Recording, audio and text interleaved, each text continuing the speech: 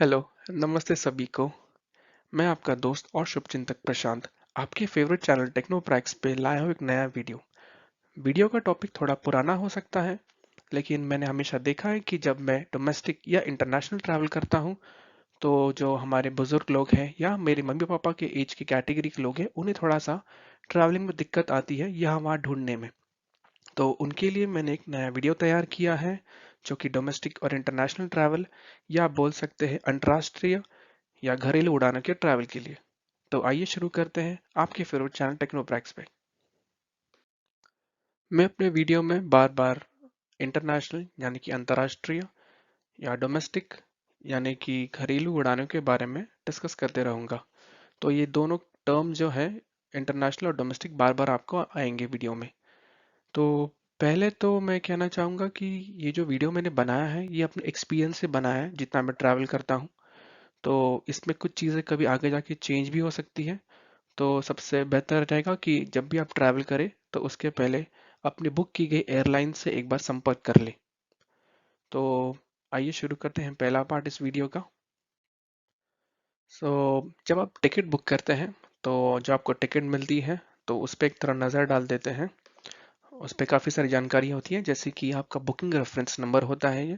जब भी आपको कोई डाउट हो तो आप एयरलाइन को कॉल कर सकते हो और आप बुकिंग रेफरेंस नंबर देके अपनी क्वेरी सॉल्व कर सकते हो। दूसरा फ्लाइट का नंबर होता है यहाँ पे। आगे जाके आपको हर जगह अब जो बोर्ड होते हैं, साइन बोर्ड होते हैं एयरपोर्ट पे, फ्लाइट नंबर के हिसाब से आपको गेट वेट सब पता करना पड़ता है। उसके बाद आपकी फ्लाइट कहाँ से उड़ने वाली है। जैसे मुंबई जैसे शहर होते हैं जिसमें बहुत सारे टर्मिनल्स होते हैं, तो यहाँ पे टर्मिनल 2 लिखा है तो आपको टर्मिनल 2 से फ्लाइट मिलेगी। ट्रैवल टाइम आपका 3.5 घंटा होगा। बट जो पहुंचने का टाइम होता है ये एक लोकल टाइम होता है उनका, उसके हिसाब से आप पहुंच जाओगे। अभी टिकट तो आपके पास है। अभी चलिए उड़ान भरते हैं। तो पहले एयरपोर्ट जैसे आप जाएंगे तो जैसे कभी बड़े शहरों में आप जैसे मुंबई दिल्ली साइड पे, तो वहाँ पे के एयरपोर्ट जो होते हैं उनमें बहुत सारे गेट्स होते हैं। जैसे यहाँ पे फोटो में 1 2 3 4 लिखे गए हैं। तो हर गेट ना कोई, जैसे इंडिगो हो गया, एयर एशिया हो गया, या जो भी विमान पकड़ लीजिए, एयरलाइन कंपनी पकड़ लीजिए, उनको डेट उनको जो वो गेट है ना वो डेडिकेट कर देते हैं। तो अगर आपकी फ्लाइट समझ लीजिए इंडिगो की है और आपको दो दो नंबर के यहाँ पे आपको इंडिगो का बोर्ड दिखेगा, तो आप इंडिगो से एंट्री मार सकते हैं। तो आप एंट्री किसी से भी मार सकते हैं, लेकिन अगर आप दो से एंट्री मारोगे तो जो इंडिगो का काउंटर है वो आपको पास में मिलेगा। और एंट्री मारने के लिए अगर आप इंटरनेशनल ट्रैवल कर रहे हो तो आपको पासपोर्ट और टिकट लगेगा। और अगर आप डोमेस्टिक ट्रैवल कर रहे हैं तो आपको आधार कार्ड, पैन कार्ड या जो भी जैसा भी लोकल डॉक्यूमेंट प्लस टिकट आपको लगेगा। तो जैसे ही आप अपने गेट में एंट्री मारेंगे वहाँ के, तो आपको ये ऐसे बहुत सारे बोर्ड दिखाई देंगे बड़े बड़े। कई डोमेस्टिक डिपार्चर्स लिखे होंगे, इंटरनेशनल डिपार्चर्स लिखे होंगे। तो उसमें आपको जो आपकी टिकट पे जो फ्लाइट नंबर दी गई थी, जो लेफ्ट साइड पे जो थी, वो देखनी है। और उसके सामने कौन सा वाला गेट है चेक इन के लिए वो आपको देखना है। तो ये इसलिए फ्लाइट नंबर्स बड़े इंपॉर्टेंट होते हैं। तो ये बोर्ड ढूंढ लीजिएगा एंट्री मारते हुए, तो आपको सीधी जानकारी इसी बोर्ड पे मिल जाएगी। सो जैसे ही आप एंट्री मार के आपने वो बोर्ड देखा, तो उस बोर्ड के जो लेफ्ट साइड पे फ्लाइट नंबर्स लिखे गए थे, उनके बाजू में उनके गेट नंबर्स भी, मतलब चेक इन गेट होते हैं, जैसे कि एफ दिख रहा है, यहाँ पे जी दिख रहा है, तो वो भी होते हैं। तो आपको उसी भी यहाँ पे जाना होता है और आपके जो लगेज बैग्स होते हैं वो आपको चेकिंग कराने होते हैं और आपके बोर्डिंग पासेस कलेक्ट करने होते हैं। कभी कभी किसी एयरपोर्ट्स पे ना ऑटोमेटिक सेल्फ चेकिंग डेस्क भी होते हैं, जहाँ पे आपको लगेज ड्रॉप नहीं करना हो, सिर्फ ट्रैवल कर रहे हो, तो आप अपने स्पेसिफिक कियोस्क पे जाके अपना बोर्डिंग पास कलेक्ट कर सकते हैं। और एक बार आपका बोर्डिंग पास आपको मिल गया, तो ये एक बोर्डिंग पास है। तो जैसे आपको आपका बोर्डिंग पास मिल जाएगा, तो आपको उस पे दो तीन चीज़ें थोड़ा ध्यान से देखनी होती हैं कि आपका बोर्डिंग टाइम क्या है।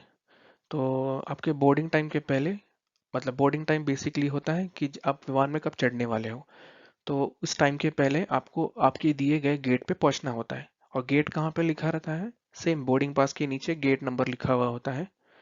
तो इस गेट पे आपको पहुंचना है। और यह डिपार्चर टाइम, अब डिपार्चर टाइम हो गया कि आपकी प्लेन कब उड़ जाएगी। तो बेसिकली इनके बीच में कम से कम आधा पौना घंटे का तो गैप होता ही है, लेकिन इस टाइम के पहले ही आपको पहुंचना होता है। बोर्डिंग पासेस आपके पास तो आ चुके हैं, तो आपको फिर सिक्योरिटी चेक करवाना पड़ता है। तो सिक्योरिटी चेक से गुजरने समय आपको कुछ चीज़ों का ध्यान रखना पड़ता है, जैसे आपके पास कोई मेटल वाली चीज़ें ना हो, धातु वाली चीज़ें ना हो, शार्प पॉइंटेड चीज़ें ना हो, थोड़ा हद से ज़्यादा लिक्विड चीज़ें ना हो। तो इन बातों का ध्यान रख के आप अपना सिक्योरिटी चेक पूरा कर सकते हैं।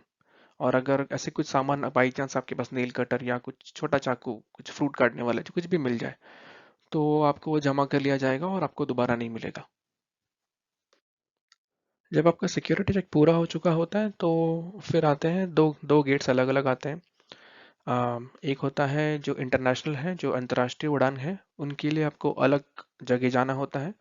और जो डोमेस्टिक वाले हैं, जो वो अलग गेट के यहाँ पे जाते हैं। तो उसी के अनुसार अपना गेट चुन के जाइएगा। कोई कोई एयरपोर्ट, जैसे मुंबई एयरपोर्ट पे क्या होता है कि वो लोग इंटरनेशनल डिपार्चर्स के यहाँ पे अलग से छोटी छोटी मशीनें लगा देते हैं, जहाँ पे आपको अपनी बोर्डिंग पास स्कैन करनी पड़ती है। अगर आपके बोर्डिंग पास इंटरनेशनल की होगी तो ही आप उसमें घुस पाओगे, और अगर नहीं होगी तो आप नहीं घुस पाओगे। तो इस बातों का ध्यान रखिएगा। अब क्या है कि अगर आपका डोमेस्टिक है फ्लाइट, तो जैसे ही आपका सिक्योरिटी स्कैन हो जाएगा तो आप सीधा अपने गेट की तरफ मुड़ जाएंगे। पर लेकिन आपका, अगर आपका इंटरनेशनल फ्लाइट है तो आपको इमिग्रेशन करवाना पड़ेगा। अब बेसिकली इमिग्रेशन मतलब ये हो गया कि आप अपना देश छोड़ के दूसरे देश जाने की तैयारी कर रहे हैं। तो आपको अपने देश को बताना होता है कि हाँ भाई, मैं किस काम के लिए जा रहा हूँ, और सामने वाले देश जाने के लिए, दूसरे देश जाने के लिए आपके पास पर्याप्त वीज़ा या डॉक्यूमेंट्स है या नहीं है। तो आपके डॉक्यूमेंट्स की चेकिंग की जाती है, और कभी कभी चंद सवाल पूछे जाते हैं सिंपल से, जिसका जवाब आपको देना होता है। और कभी कभी यहाँ पे भी बहुत लाइन होती है, तो समय का थोड़ा ध्यान रखिएगा। एक बार आपका, जैसे कि डोमेस्टिक वालों का एक बार सिक्योरिटी चेक हो गया और इंटरनेशनल वालों का इमिग्रेशन हो गया, तो उसके बाद आपको जाना होता है आपके बोर्डिंग फ्लाइट के गेट्स पे। तो जैसे कि यहाँ पे 65, 66 ऐसे लिखे हैं गेट्स, तो आपको बहुत सारे गेट्स होते हैं, और जो आपके बोर्डिंग पास लिखे गए हैं तो उसके हिसाब से आपको आपके गेट पे पहुंचना होता है बोर्डिंग टाइम के पहले। अभी जो डोमेस्टिक हैं उन्होंने अपनी फ़्लाइट बोर्ड कर ली है, और जब वो दूसरे एयरपोर्ट पे उतरते हैं डोमेस्टिकली, तो वो सीधा जाते हैं अपने बैग कलेक्शन बेल्ट के यहाँ पे। तो कभी कभी एयरलाइंस के अंदर ही बता दिया जाता है कि कौन से बेल्ट पे आपकी बैग आएगी। तो जैसे आप बेल्ट पे जाएंगे तो वहाँ पे एक ऐसा एक इंडिकेटर भी होता है कि यहाँ पे ये नंबर की फ़्लाइट की ये बैग्स अवेलेबल हैं, तो आप जाके अपना बैग वहाँ से कलेक्ट कर सकते हैं। अब तो डोमेस्टिक वाले तो भाई घर बैग लेने चले गए, बट इमिग्रेशन और इंटरनेशनल वाले जो होते हैं वो, अगर समझ लीजिए आप एक देश से दूसरे देश जा रहे हैं, दूसरे से तीसरे देश जा रहे हैं, तो आपको हर देश में आपको इमिग्रेशन करवाना होता है।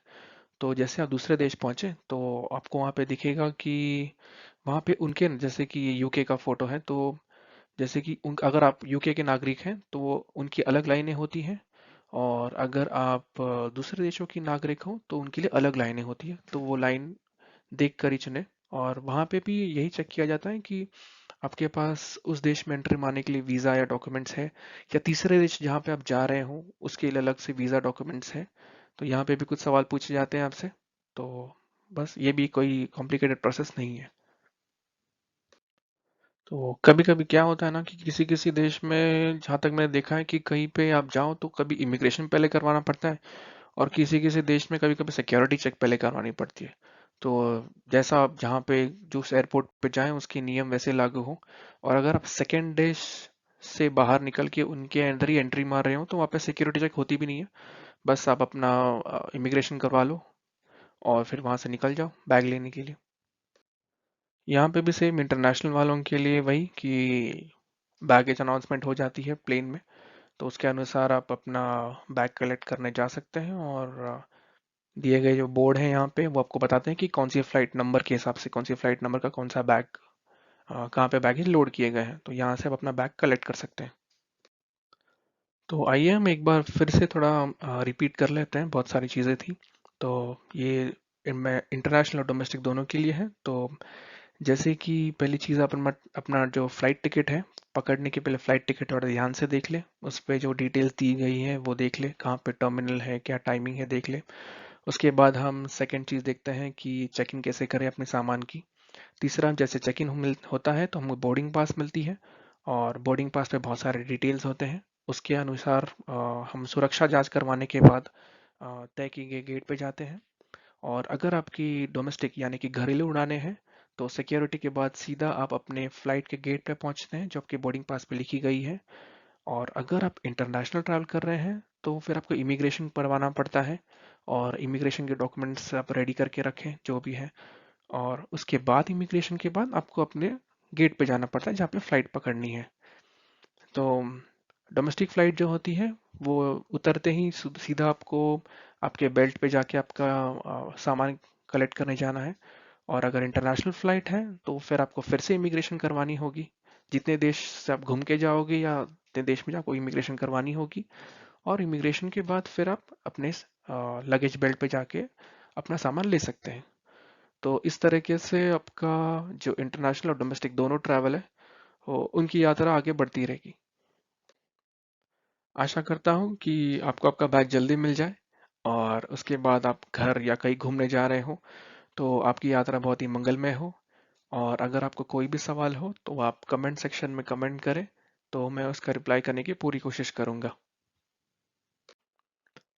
अगर आपको ये वीडियो पसंद आया हो तो इसे अपने परिवार वाले, दोस्त या नेबर्स जो भी हैं कि जो डोमेस्टिक या इंटरनेशनल ट्रैवल करने वाले हैं और इनके मन में सवाल है, तो उनके कुछ सवाल के जवाब उनको मिल जाए और उन्हें थोड़ा गाइडेंस मिले। और इस चैनल को ज़रूर सब्सक्राइब कीजिएगा। आगे वाले वीडियोस जो मैं बनाने वाला हूँ उसके आपको अपडेट्स मिलते रहेंगे। पसंद आए तो शेयर कीजिएगा, जितना हो सके लाइक कीजिएगा। बहुत बहुत धन्यवाद।